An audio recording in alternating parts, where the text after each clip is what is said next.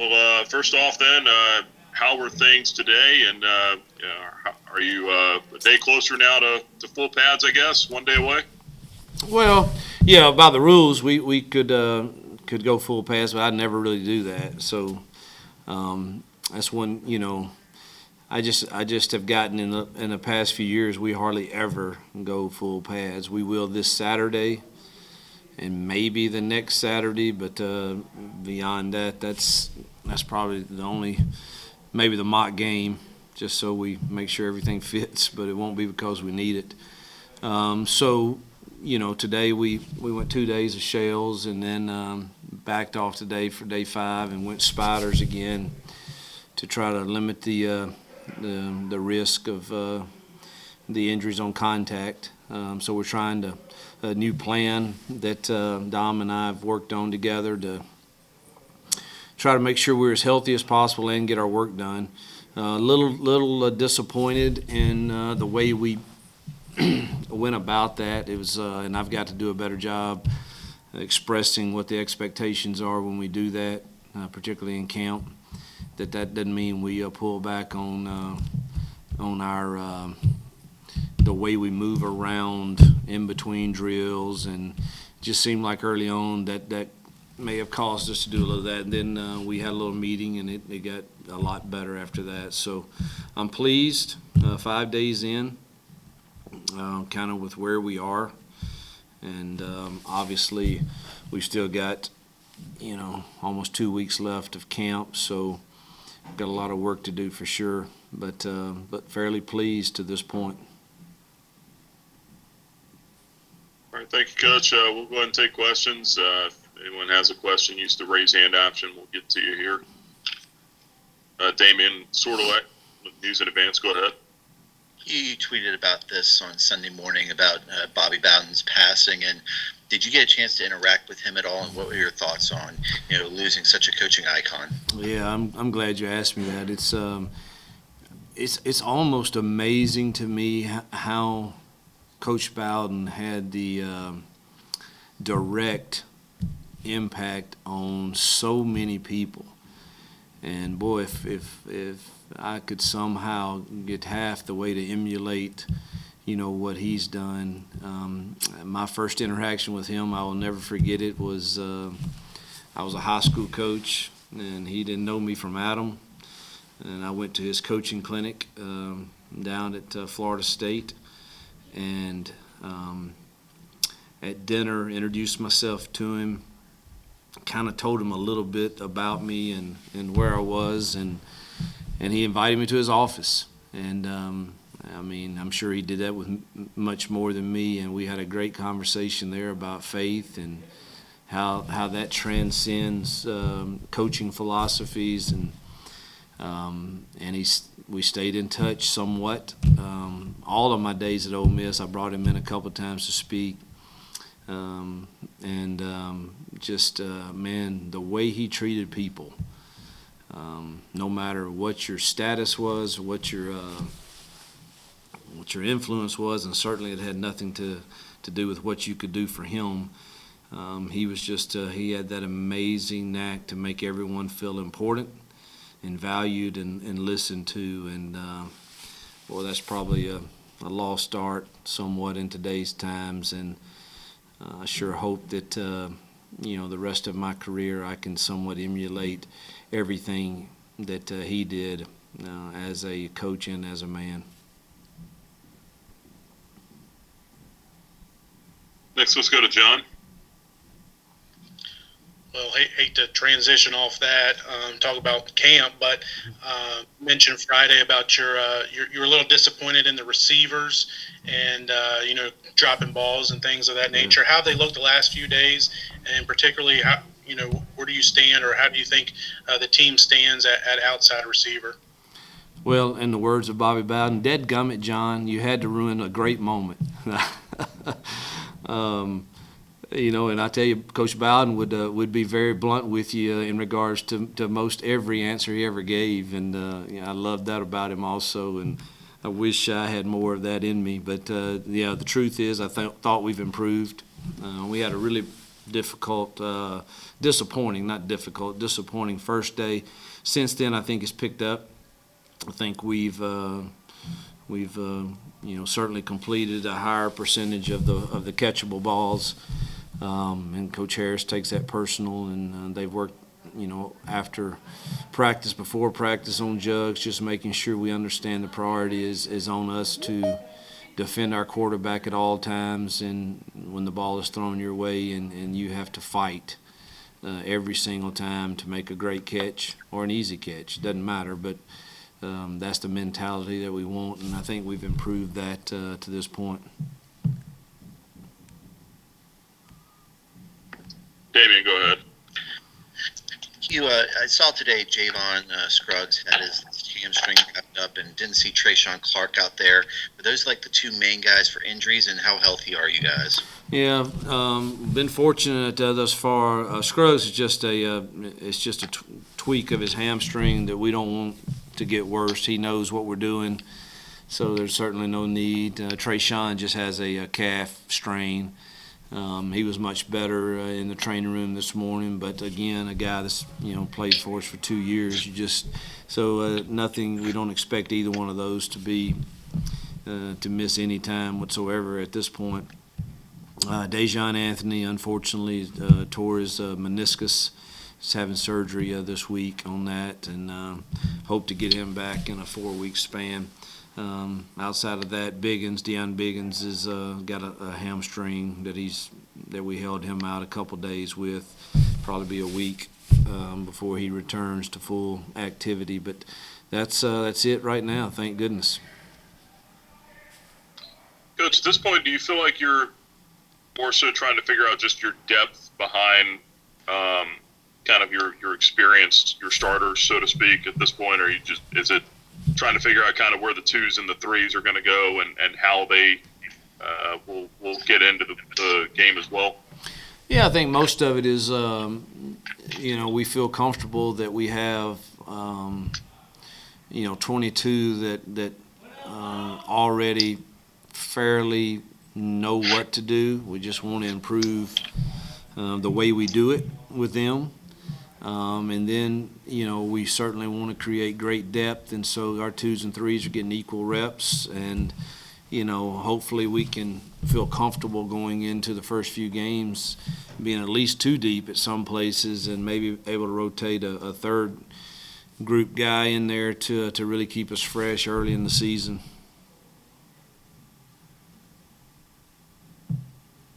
All right, next let's go to John. Coach, wanted to ask you about Kaden Salter. We all know his story a little bit. Obviously, highly rated guy out of high school and ended up at Tennessee and now is at Liberty. I know he's, kind of fighting through there at quarterback, trying to get a little bit more reps and that sort of thing. But I just want to know, as far as like you being able to trust him. I know quarterback is a important position, and obviously you got Malik this year, and hopefully he's able to stay healthy. But moving forward, how are you able, or what do you need to see out of Kaden to be able to, build your trust for him, both on and off the field? Yeah, that's something you build with time and relationships, and and that's we had a lot of discussions throughout the process before we decided to come here, and before we decided that we wanted to go that route, and just being convinced. I'm not afraid of people, kids that may have had a bump in the road or an issue. I'm afraid of those that don't want to chase a standard. And, I know very few people that have gotten it right all the time. And, so we had those honest conversations with he and his family, and I'm convinced that he wants to, write the next chapter of his life a little differently, and I'm thrilled that I get the chance to play a role in it. Will I be successful in that? Will we here as a staff? I don't know. I have but you know what? At the end of my life and the end of my coaching, that's something I'll be proud to say that in this case, I think it was worth absolutely every chance that we could take on him to try to help him rewrite his story. I think he's a good kid. he's a heck of a talent too, and obviously we're looking forward to hopefully helping him write the next chapter in a different way. So we're excited to have him. All right, next let's go to Ed Lane from CBS Sports Radio locally. The way to build on, to a degree, Kaden, but also some stuff you might have touched on at the beginning of this. I'm sorry for joining in progress, Coach, but the energy level. How much? I know you talked about the coaching staff and the role they can play, but whether it's that or even the quarterback position with a guy like Kaden, how much have you relied on other players in the program to really elevate what you guys expect going forward for the rest of this camp? Yeah, Ed, I don't think a team has very good chances of reaching their total potential until that the culture that you're preaching and talking about in the team room is transferred into the locker room. And once that starts to happen, where you have a group of kids that start speaking the same language, the same themes, the same talk that they're hearing in the team room and the position rooms from us about our culture and the way we do things, the way we go about things. When you start having that happen, boy, your chances of success increase exponentially, I think. And I think we're still a work in progress. I think most teams are at this point in that regard, because your mind is a battlefield, in particular during the camp days, when you're looking at roughly 2 more weeks, and we've been going for about a week or a little less than a week, and the mind starts battling. Man, these 6:30 mornings and these 10 o'clock nights are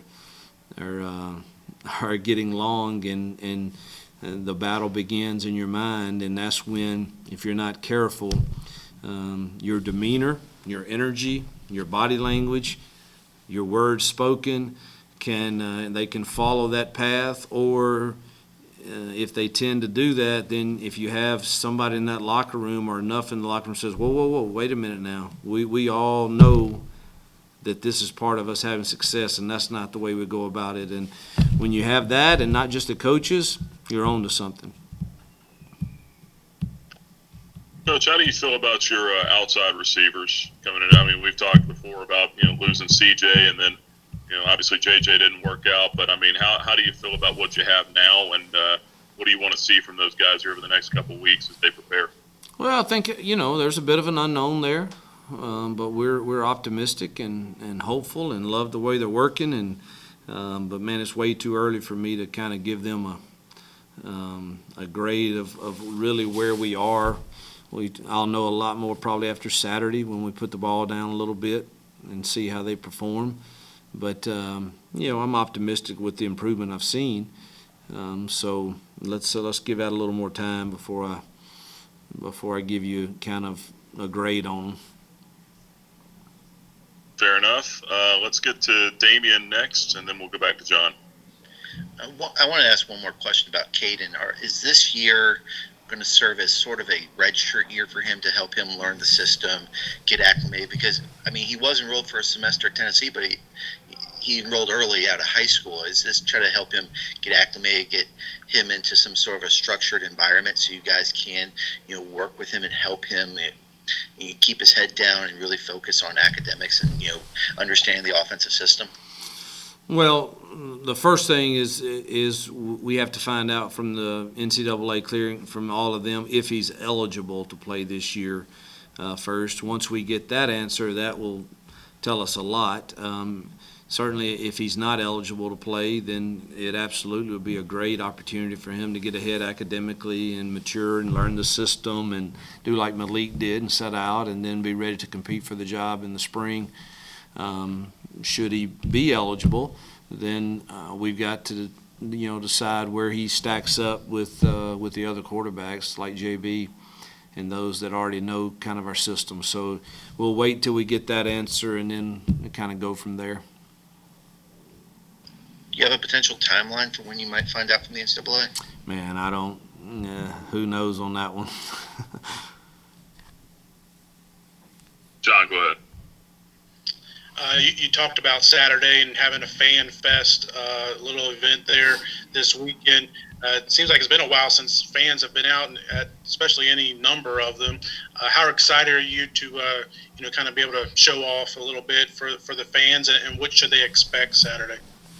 Well, I hate that our fans didn't get to experience the magical ride last year. I think we would have had a outstanding home atmosphere, and like we said earlier in my first press conference, I'm hopeful that we get to experience that in this year.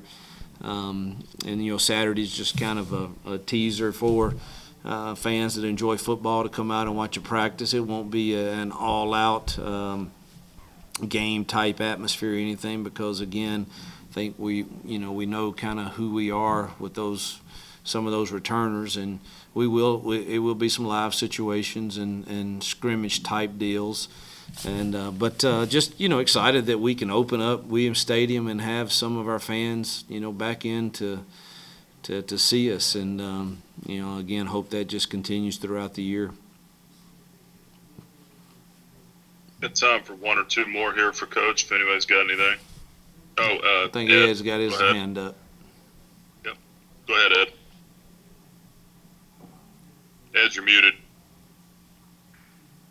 For Saturday, with the fan fest and with the scrimmage, are you guys, do you notice this regularly, where about this point in camp, you've been going for a little over a week, you've been hitting and banging on each other, that provides a carrot and an incentive to the players and staff as well to just change up the pace? Oh, yeah, there'll be no doubt. There'll be a little extra energy from the staff and players Saturday, and offense will be trying to – I've already heard sitting in meetings, you hear the offensive guys say, oh, we're going to save that for Saturday.